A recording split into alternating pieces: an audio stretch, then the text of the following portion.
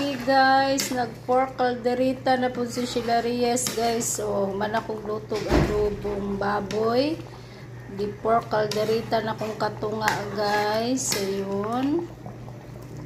Request akong anak guys. Kay na sila'y pasok sa bado. Sunday rayang pahulay guys. Nagsawa na daw siya kumain sa labas, kaya magluto tag pork calderita. Mas lamian daw ang luto na ako guys kaysa gawas. So magluto ta. Manata sa adobo guys, diri na punta sa pork calderita. Diba? Mana siya guys. Lamig kay na siya guys. Special kaayo. So ayun guys.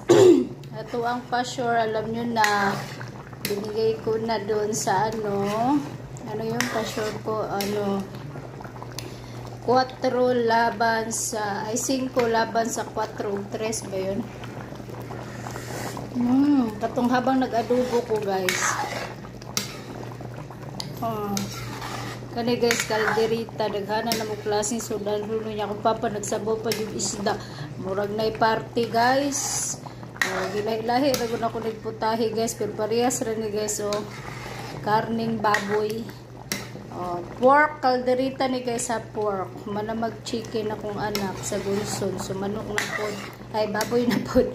Pero bag ora pod mi nagganog pork lechon guys karon. Calderita na pod guys, special calderita ni Sheila Reyes guys, sobrang yummy. Kain tayo guys.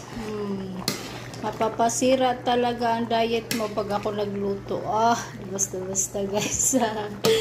Ganahan ko guys sabaw-sabaw guys. Di ko ganahan ng tuyo ang calderita. Kaya kung anak mahilig yun na sanay sabaw-sabaw. Hindi na siya ganahan pinatuyo guys. Parihas mi guys. Ayan mga anatan ninyo kay luto na liyo. Ako rin gipahumok gamay ang carrots ug ang patatas guys kay dihuli man ako. Hay, kayami guys. Kain na tayo guys. Kain na calderita, pork calderita ug adobong baboy ang among sudan na pagpuy sinabawng isda. Mamili lang ka guys. Di ko ganahan na tong calderita nga nay green peas Iba-iba tag guys.